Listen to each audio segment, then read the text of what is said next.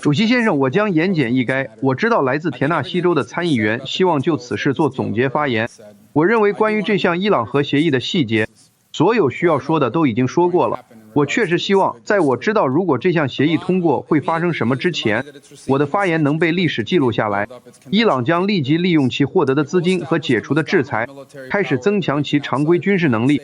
它将成为该地区除美国之外最具主导地位的军事力量，并将提高我们在该地区行动的代价。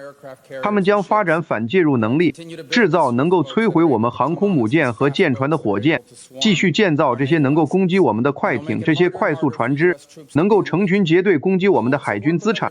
他们将使美军在该地区的驻扎变得越来越困难。他们还将与该地区的其他恐怖组织合作，以美国军人为目标。他们可能会否认参与其中，但他们会攻击我们，并提高我们在中东地区存在的代价，直到如他们希望的将我们完全赶出该地区。他们还将继续建造远程导弹，能够抵达美国的导弹，这些不受这项协议的影响。他们将像以往一样继续建造，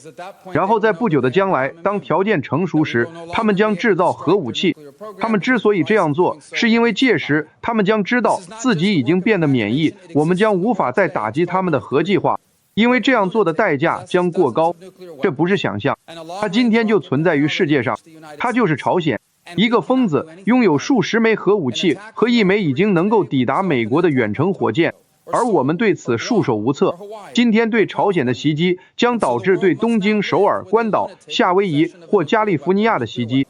因此，世界现在必须与一个拥有核武器的疯子共存，这也是伊朗的目标，达到一个他们对任何可信的军事威胁都免疫的程度，因为军事打击的代价会过高，然后他们就会成为一个既定的核武器大国。在世界历史上，从未有过这样一个政权拥有如此具有毁灭性的武器。伊朗由一位最高领袖领导，他是一位激进的什叶派神职人员，对未来抱有末日般的愿景。他不是一个传统的地缘政治参与者，不会仅仅根据边界、历史或野心来做决定。他对未来抱有一种末日般的宗教愿景，这种愿景要求引发非穆斯林世界与穆斯林世界之间的冲突。他觉得自己尤其有义务去引发这种冲突，而且他将拥有核武器。这就是我们即将留给子孙后代继承的世界，或许我们自己也将不得不身处其中。因此，我希望我的发言能被历史记录下来，至少要说明我们这些反对这项核协议的人都明白它将导致什么。我们正在犯一个可怕的错误。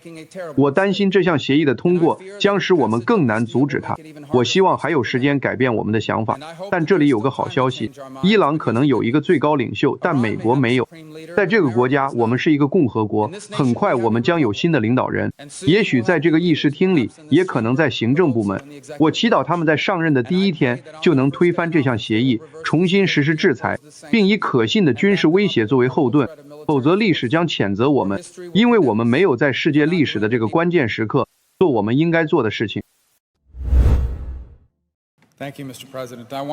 谢谢你，议长先生。我今天来到议事厅是想谈谈伊朗对世界构成的风险，以及因此目前参议院正在审议的法案。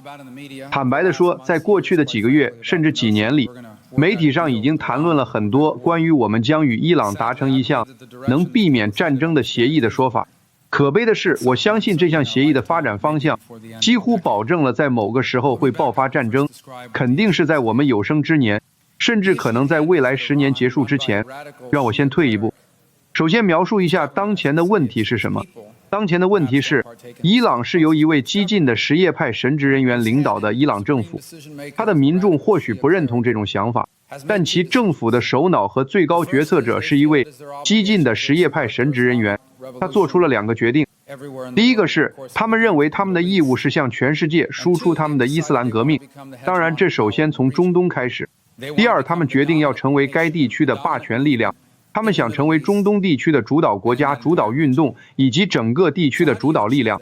那么他们如何实现这一点呢？首先，这需要他们将美国人赶出该地区，这就是为什么我们看到他们投资于各种不对称能力，比如他们有时用来骚扰美国海军舰艇的这些小型蜂群快艇。这就是为什么你看到他们就在1周前基本上是在国际水域劫持了一艘商船。他们做的第二件事是资助恐怖主义。他们在该地区的所有这些国家都有代理团体，这些团体都在为他们效力，这也是不对称战争。不对称的意思是它不是正面对抗的，它使用的是一些非传统的方法来扩大他们的影响力或展示他们的力量。所以他们利用这些代理团体，比如真主党，或者现在在也门和世界其他地区与他们有关联的胡塞武装。而威胁是，如果你攻击伊朗，这些恐怖组织就会攻击你。事实上，我们已经看到了伊朗政府在恐怖袭击中的身影。例如，我们看到有人试图在华盛顿特区刺杀沙特阿拉伯驻美大使。我们知道，1994年布宜诺斯艾利斯发生了一起爆炸案，与伊朗有关，所以他们支持恐怖主义。但他们渴望成为地区霸主的第三个方面，就是核武器。你需要什么才能获得核武器？你需要3样东西。你需要的第一样东西是炸弹设计，而事实是，你可以买到炸弹设计。你需要第二样东西是运载系统，一种运载武器的能力，无论是通过飞机还是导弹。这就是为什么伊朗正在开发远程火箭。尽管他们受到了所有制裁，他们仍在花费大量资金建造这些远程火箭。这不是为了某种花哨的烟花表演，也不是为了把人送上月球。他们建造这些远程火箭，是因为他们明白这是核武器计划的第二个关键组成部分。第3样东西是，你必须能够获得浓缩铀或后处理布。世界上没有人会向他们进口武器及铀或布，所以他们决定自己建造基础设施来做到这一点。他们这样做的方式和朝鲜一样，他们这样做的方式和其他国家在试图隐藏其计划时所做的一样。他们声称他们正在努力建立一个和平的核计划，实质上他们的论点是，我们不想制造武器，我们只是想建造核反应堆，以便提供电力。这没有道理，原因有2。首先，这是一个石油资源丰富的国家，他们并不真正需要核能来为他们的国家提供具有成本效益的能源。但另一个原因是，建造浓缩和后处理设备需要花费大量资金，他们可以直接购买已经后处理或浓缩的材料，然后运入国内，就像韩国和其他国家所做的那样。所以如果通过简单的进口这些东西会更便宜，而不是花费所有这些钱自己进行浓缩和后处理，那他们为什么要花费所有这些钱在基础设施上呢？答案是因为在未来的某个时候，他们知道他们会想要核武器。现在他们也许还没有决定今天、下周或明年就需要它，但他们至少肯定希望拥有成为一个临界核国家的选择。我相信，根据我们对他们所了解的一切，无论是公开的还是机密的，无论他们是否已经决定建造核武器，他们最终都会决定建造核武器，因为它能为他们提供他们渴望的那种政权稳定，领导那个国家的激进什叶派神职人员。他看着朝鲜，又看着利比亚，他说利比亚是没有核能力时会发生的事情，朝鲜是有核能力时会发生的事情。穆阿迈尔·卡扎菲已经死了，也失去了权力，但朝鲜仍然由那个疯子统治着。为什么？因为他拥有核武器，你不能入侵他或触碰他，因为他会做出回应。我认为他们就是受这个原则指导的。他们受到的指导原则是，他们想成为地区霸主，而核武器赋予了他们这个角色。他们还受到第3个同样险恶的动机的指导，那就是公开且反复声明的要摧毁以色列国，将其从地球上抹去的愿望。他们不是偶然说了一次，伊朗最高领袖已经说过数百次了。事实上，在伊朗每周5的政府批准的宗教活动中，他们都会高呼美国去死，以色列去死。如果历史有一个教训，那就是当一个领导人或一个国家反复说我们要杀了你时，你应该认真对待。而当这个说我们要杀了你的国家正在用他的政府资金资助恐怖主义时，你应该更加认真对待。而当这个四处宣称我们要杀了你，把你从地球上抹去的国家正在后处理钋胺或浓缩铀时，你就有权感到极度恐惧。世界在10年前、8年前就明白了这一点，因此对伊朗实施了联合国安理会制裁，也就是国际制裁。这些制裁并非易事，欧洲的许多国家都有公司，这些公司都渴望在伊朗开展业务。他们不希望有这些制裁，但制裁还是实施了，并且已经到位。大约1年半到2年后，奥巴马总统决定是时候尝试对伊朗开放，看看我们能否和他们达成协议了。听着，在正常情况下这没什么不对，对吧？2个国家在某个问题上有分歧，你们可以解决问题。外交在世界上有其存在的价值。问题是我们和伊朗之间的问题不是基于协议的，他们不是因为我们做了什么而生气，所以才获取核武器，也不是说如果我们停止做那些让他们不满的事情，他们就会放弃。这不是一个基于不满的问题，这是一个意识形态问题。因为如果你阅读伊斯兰共和国的建国文件，他并没有将最高领袖描述为伊朗的领袖，伊朗碰巧是他们开展活动的国家，他将他描述为全世界所有穆斯林的最高领袖。这就是为什么他们认为他们的目标、他们的使命、他们的召唤是将他们的革命输出到地球的每一个角落，但首先从中东开始。而核武器能力将为他们实现这个目标提供影响力，在他们看来，没有什么比摧毁犹太国家更光荣的了。所以，奥巴马总统进入了这些谈判，而这一直是一个不断妥协、退让的过程。一次又一次，我们从说不允许浓缩和后处理，退让到你们可以进行5%的浓缩和后处理。再退让到你们可以为研究目的浓缩至20%。我们从说永远不允许浓缩，到说10年或15年后，一切都可能改变。而且谈判中仍有一些不明确的项目。你知道白宫发布了一份情况说明书，他们拿出一张纸说，这就是我们同意的。而伊朗也拿出了类似的一张纸，但听起来却像是一个完全不同的协议。例如美国的情况说明书说，对伊朗的制裁要等到伊朗遵守协议后才能解除，但伊朗的情况说明书却说不，制裁立即解除。现在当你就此向白宫施压时，他们拒绝承认这实际上将是分阶段的，而不是立即的。这就是为什么我提交了一项修正案。尽管我认为奥巴马总统在情况说明书中所概述的协议不够好，但我提交了一项修正案，至少让他们遵守那个协议。这项法案的修正案内容非常简单，它只是说，总统达成的任何协议都必须如实反映他提交给参议院的情况说明书，但我们无法对这项修正案进行投票。我提交的另一项修正案是，与伊朗的任何协议都应以伊朗承认以色列的生存权为条件。这就是为什么这如此重要。这之所以如此重要，是因为这不仅仅是关于核计划。总统试图签署的协议是关于解除制裁，这意味着资金现在将回流到伊朗政府的金库。他们会用这笔钱做什么？他们会修建道路、医院吗？他们会捐给慈善机构吗？不。他们会为世界各地受苦的人们，为被他们的傀儡阿萨德驱逐的数十万人购买食物和药品吗？不。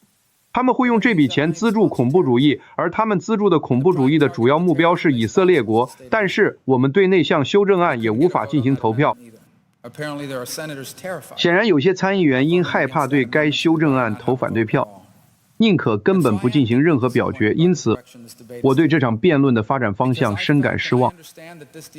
我理解这份协议是经过精心设计的，我本人也是通过该协议的委员会成员之一，但我也清楚每一位参议员都有权在这场辩论中充分表达意见。然而遗憾的是，只有少数几项修正案被允许付诸表决，其他参议员的修正案则根本没有机会进行表决，而我认为那些修正案本可使这项法案变得更有意义。如今我们已走到这一步，多数党领袖已对该法案提出终止辩论动议，因为是时候转向其他议题了。对此我表示尊重，我们必须做出抉择，而这一抉择并非要么通过我们理想中的法案，要么一无所有。真正的选择是通过这项法案，我们国家是否会处于更好的境地。倘若我们不通过法案，参议院虽仍可就伊朗协议发表意见，但该协议将立即生效，除非参议院采取行动，否则制裁将会解除，至少美国的制裁将被解除。此外，若不通过法案，也没有保证白宫会向我们提交协议文本。而倘若我们通过这项法案，它将推迟制裁解除的时间，要求白宫必须将协议提交国会审查，最终要求国会必须对是否批准该协议进行直接表决，并且在很大程度上不得以任何程序手段加以阻挠。所以，归根结底，虽然这项法案并未包含我们希望的修正案，我们甚至未能对那些修正案进行表决，而且它也没有包含我原本期待的那些能够进一步加强法案的内容。但是如果现在只能在现有选项中做出选择，我认为毫无疑问，通过这项法案将使我们处于更好的位置，因为至少它建立了一个程序，让美国人民能够通过他们选举产生的代表，对这一极其重要的问题展开辩论。如果说我有什么感到担忧的话，那就是尽管此事获得了大量报道，但我并不确定这些报道是否真正反映出这究竟是一个多么关键的时刻。我一开始就说过，我认为一项糟糕的协议几乎肯定会导致战争。原因如下：因为以色列国作为美国如此重要的盟友，他们离伊朗可不是几千英里远。你设身处地为他们想一想，这个国家很小，人口也少，在最窄的地方只有9英里宽。北边有一个邻国公开且反复声称要摧毁他们，然而这个邻国却即将获得核能力。以色列觉得他们的生存受到了威胁。面对这种情况，以色列很可能会自行采取军事行动来保护自己。我认为一项糟糕的协议会指数级地增加这种情况发生的可能性。我还认为，你看看该地区的其他国家，因为伊朗是一个什叶派国家，一个什叶派波斯国家，但他的逊尼派阿拉伯邻国并不太喜欢伊斯兰教的什叶派分支。所以，例如沙特阿拉伯，一个极其富裕的国家，他们已经说过，无论伊朗得到什么，我们也会得到。如果伊朗获得浓缩和后处理的权利，我们也会浓缩和后处理。如果伊朗制造武器，我们也会制造武器。因此，这造成了一个非常真实的幽灵，那就是我们将在中东地区爆发一场军备竞赛，一场核军备竞赛。我说的可是一个已经动荡了3800年之久的世界地区。参议员的发言时间已到，我请求再给我30秒，让我讲完。有人反对吗？没有。我们谈论的这个地区，一个可能爆发核军备竞赛的地区，是地球上最不稳定的地区之一，所以我希望我们能达成一个好的协议。我对我们能否达成好协议并不抱太大希望，但我认为如果我们有这个审查程序，情况会更好。所以我希望这项法案今天能在这里通过，这样我们至少有机会对这个至关重要的问题发表意见。我发言完毕。